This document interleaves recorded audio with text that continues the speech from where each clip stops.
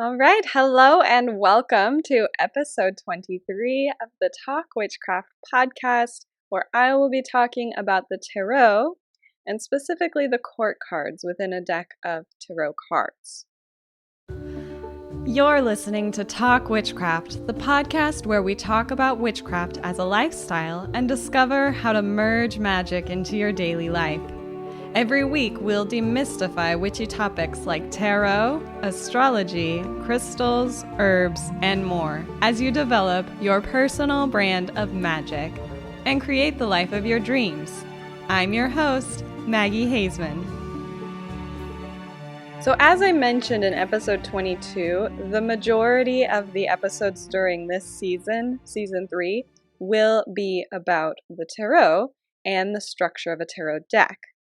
Now, I already gave you an overview of the standard structure of a tarot deck in that episode, but just in case you missed it, let's talk about it again. So tarot is generally made up of 78 cards, and 22 of these are called the Major Arcana. So in November, we're going to talk about these Major Arcana cards in 3 parts. Now, there are 56 other cards, and these are called the Minor Arcana. We are talking about those Minor Arcana cards in 3 episodes, last week, this week, and next week. So the Minor Arcana are made up of 4 suits, and we're going to talk about those in next week's episode, episode 24. Each suit has 10 numbered cards with ace representing 1, and we talked about those numbered cards last week. There are also 4 court cards in a suit, and that's what we're talking about today. So each suit has 4 court cards, as I said. There's a page, a knight, a queen, and a king. Some modern decks will call these different things. I've seen the page called the daughter, a knight called a son, the queen the mother, and the king the father. But generally there's 4 in a tarot deck, and they have a certain meaning associated with them. They represent personality traits and characteristics. They bring this human element, the personality element, and the cast of characters into the story. So like I said last week, when you know the structure of the deck, it's really helpful for learning each of the meanings of the cards, because each suit has a domain, and there's 4 suits, as I said, and each position within the suit, whether it's a number or a court position, has a theme that is consistent across the suit. So instead of having to learn 56 cards, you really only have to learn, the numbers and the courts and the meaning of the suits, and that's a lot fewer. That's more like 18 keywords, and you can kind of cross multiply the suit with the court position or the suit with the number. So let's talk about these court positions and what they mean. You already know about the numbers from last week, so now we're going to talk about the court.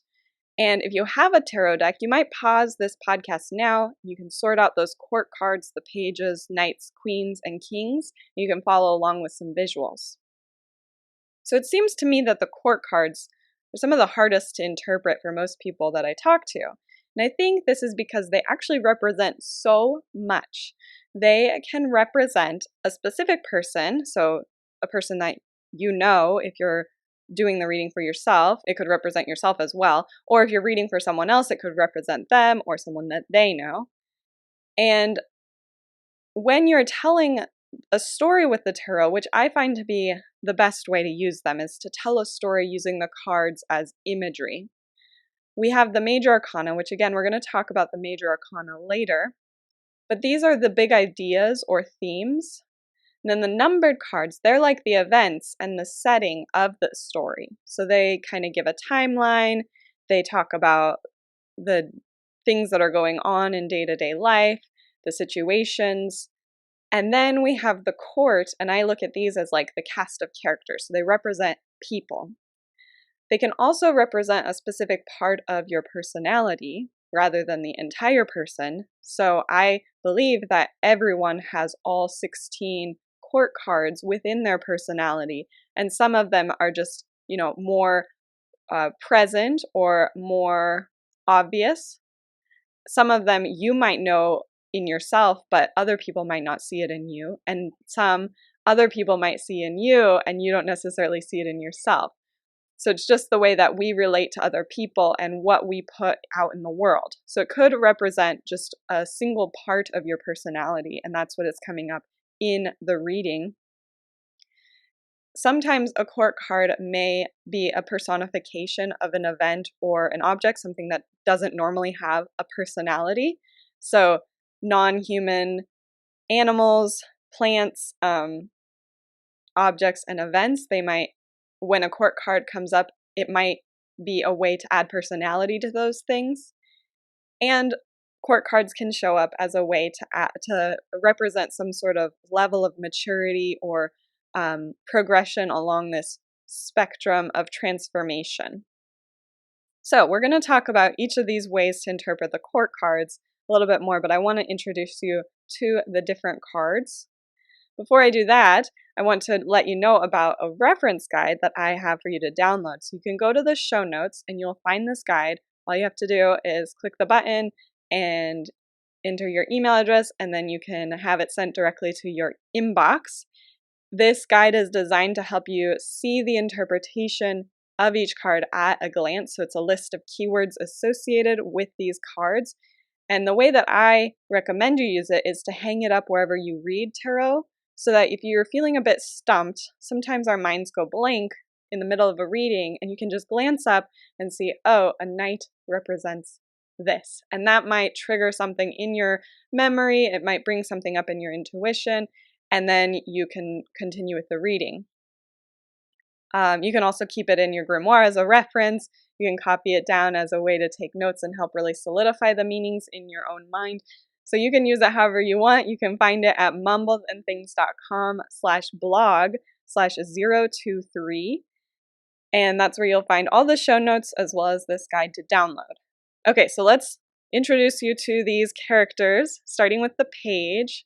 So the page to me is like, and to most references, is a representation of like childlike innocence, of sort of immaturity, spontaneity, kind of looking at the world in new ways. So you might think about it in terms of like the beginner mind that I talked about in a previous episode, and just seeing everything as if it's new and surprising.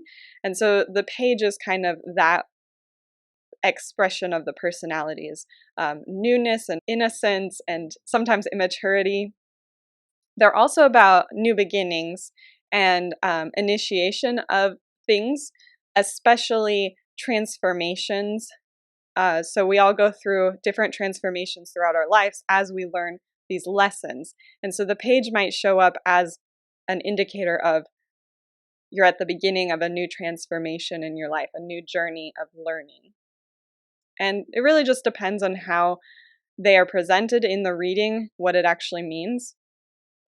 Now, pages in history were the messengers, so they can also be a representation of some sort of communication or receiving or sending a message, so they sometimes show up in that way as well. Now let's talk about the knights. So the knights are really, in history, the knights were questing and looking for adventure. And so it's all about being daring and taking action.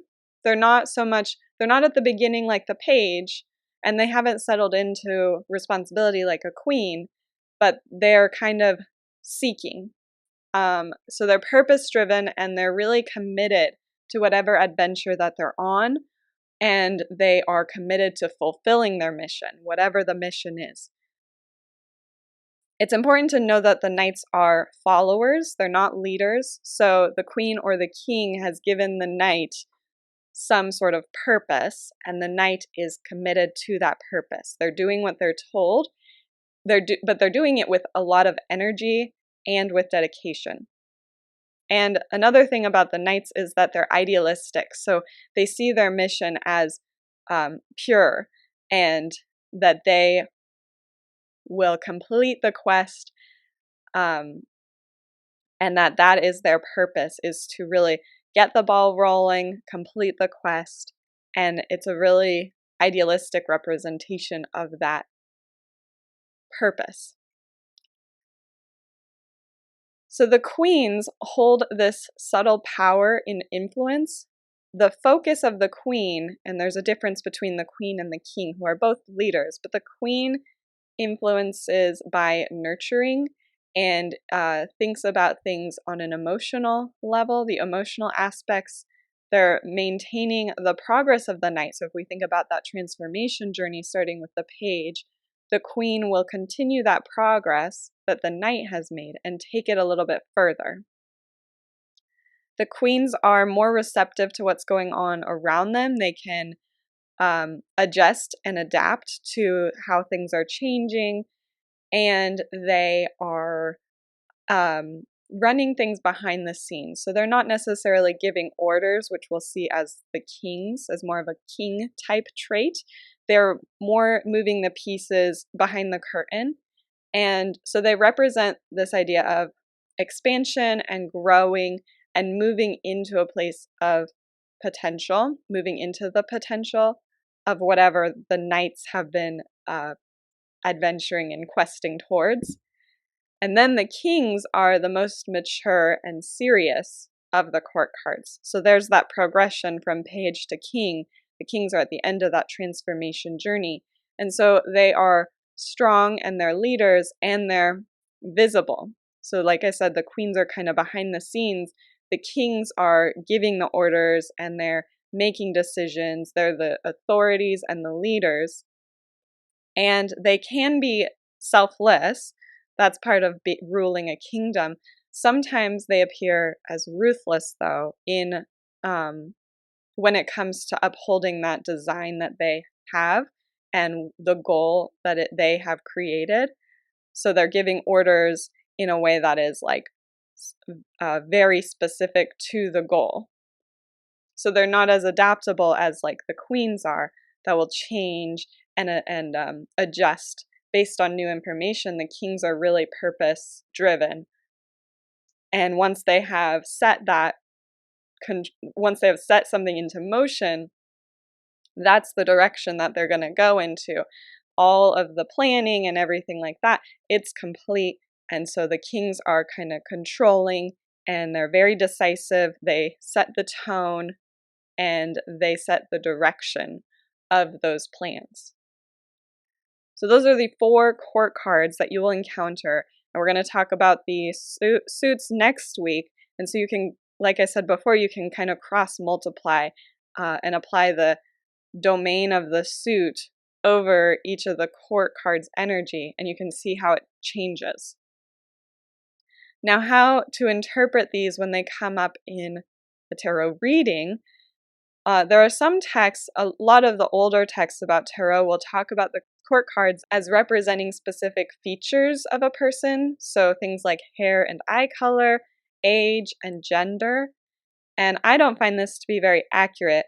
In fact, I think it's really limiting, especially when you're using a really traditional deck like the Smith Rider-Waite deck. It's not very diverse. So there's not much variable between the ways that these different characters look in each of the cards. So there's some other ways that I like to interpret the court cards, and these are more modern ways to interpret them. I think the most common meaning for a court card is that it's some sort of representation of a specific person. So like I said, it's a character in the story.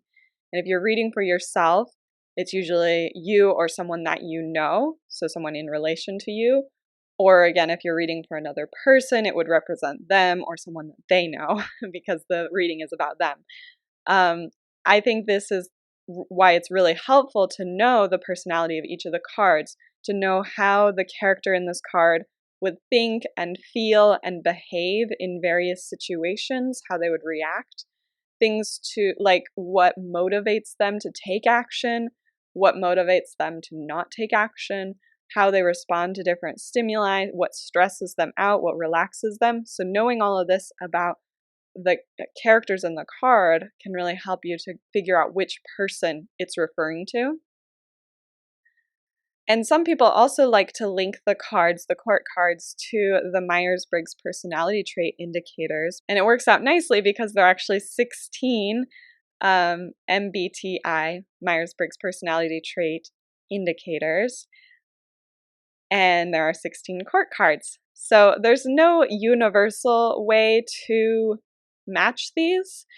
There are plenty of people who have made their own connections. There's blog posts and podcasts about this. I think it's really a fun exercise to do this for yourself, to sit down with each of the 16 court cards and maybe pull up one of the Myers-Briggs personality websites that lists all 16 personality types and match them for yourself. This really helps you to figure out what you see in the cards and what those personalities are really like. So I think that's a good exercise to really get to know the court cards. Another type of personality that you can match up with the court cards is the Zodiac Signs. Now, there are only 12 Zodiac Signs and again, 16 court cards. So when I did this, I actually left the pages out. And I set the Queens as the cardinal signs of the Zodiac, the Kings as the fixed signs of the Zodiac, and the Knights as the mutable signs of the Zodiac. And then each suit, as we'll see next week, aligns with a different element. So you'll see that fire signs go with the wands, the water signs go with the cups, the earth signs go with the pentacles, and the air signs go with the swords. And so if you match them up this way, it makes a lot of sense to me, but maybe you have a different way that fits for you. So anyway, that's kind of a fun way to look at the cards and get to know them. Now, another way to interpret the cards, as I mentioned before, is as a facet of the personality, whether that's your personality or the personality of another person. So again, I think we have all of the 16 court cards within us, and some of the traits associated with each court card may be more obvious. So if a card shows up and this is the way it's meant to be interpreted, it can be something that you might benefit from nurturing or developing in yourself or the person that you're reading for. Or it might be a part of yourself that you are expressing too heavily, something that is coming out too much and maybe causing obstacles or challenges to appear in your path. So that's another way to interpret the cards, the court cards. And as I said before, the court cards could also personify an event or object that might not normally have a personality. So again, this will all depend on the question that you asked and the position in a spread. But if you're asking about an outcome of going to an event and you get a court card, for example, the event would potentially personify those characteristics of that court card. And then finally, the court cards can represent the progression through the levels of maturity. So I kind of talked about that as we went through each of the page, the Knight, the Queen, and the King before. Now, this isn't always in relation to age, although it can be, where a page would represent a young person, like a child. A knight might be a teenager, a young adult. A queen would be a middle-aged person, a middle-aged adult, and then a king would be an elderly adult. Usually, it's more about the maturity of a person in the sense of their mindset or their emotional state. So rather than it being about their actual age, how old they are, it could be that a page would be someone who is young at heart or naive, or even someone who's unfamiliar with that situation. So someone who's new to town or someone who's new to a job, and rather than it being about someone's age, being really young. And again, in terms of maturity, this can also be seen as where a person is in a particular transformation. So like I said before, the page would be someone who has just started this journey, and the king would be someone who's at the end of that transformation, and the knight and the queen would be sort of in the middle of learning those lessons. So with all of these different ways of interpreting the court cards, you might be wondering which one to choose or how to interpret the court card when it shows up. And that's why there is so much confusion about the court cards, because it's a little bit less straightforward than maybe the numbered cards or the major arcana cards. So here's what I do. Before I start a reading, I usually set an intention about how I want court cards to show up in the reading. If I want to interpret them as a specific person, an aspect of a personality, a situation or object, a level of maturity or a position on the transformation spectrum, I will set that as an intention before we start. And that just creates a lot more clarity about what they're going to represent for me. Now, the next thing is that when they do show up in the reading, then you need to trust your intuition about what it's telling you. So sometimes it doesn't feel right that it's showing up in the way that you set the intention for, or maybe you forgot to set your intention in the beginning. And so I think it's important that when you see the court card, to just listen to what's the first thing that comes to mind, because that's usually a really good indication of how the card should be interpreted. And then finally, if you're really stumped, I find it helpful to list all of the possible interpretations, the potential interpretations of the court card based on maybe the keywords that you know about it, any notes that you've taken about it, or the intuitive nudges that are coming up, the personality traits associated with it, the people that you associate with it, whatever, all of these different things that we talked about. What are all of the different ways that it could be interpreted? And then whatever makes sense in the context of the reading, that is how you ought to interpret it. So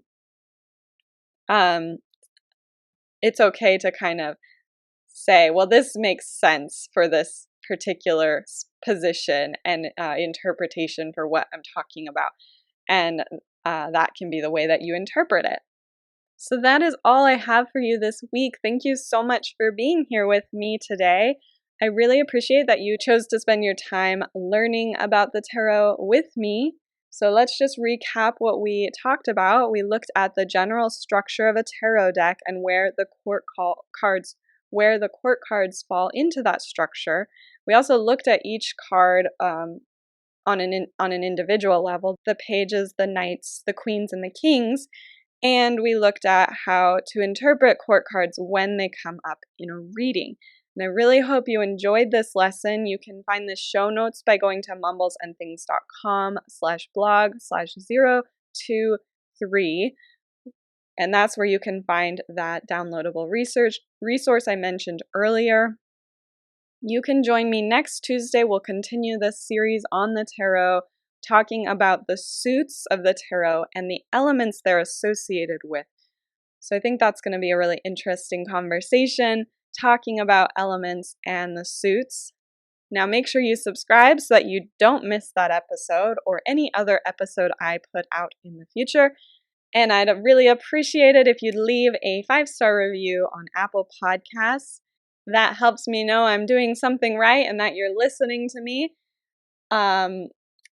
I love it if you write something as well, but you definitely can just click the 5 stars and be done with it. You can find me on Instagram and Facebook at Mumbles and Things, and you can join us in the Mumbles and Things Facebook group, and you can chat about this episode with other witchy folks. Just go to talkwitchcraft.com and it'll redirect you to the Facebook group, or search Mumbles and Things on Facebook. Wait, don't go yet! Thanks for listening to Talk Witchcraft with me, Maggie. If you've enjoyed this episode, I invite you to check out mumblesacademy.com. Mumbles Academy is the place to be for intuitive souls at any stage of their witch path. Whether you are a wildling at the very beginning of your witchcraft journey and are looking for a safe learning environment, a creator who is committed to your practice and wants to develop your witchcraft skills even more, or a sage who is full of wisdom already and wants to share what you know with others, Mumbles Academy was designed for you. With monthly masterclasses and live Q&As, an extensive archive of courses and trainings, and a supportive community to help you along the way with encouragement and advice. Mumbles Academy is the perfect place for you to be as you continue on your witch path.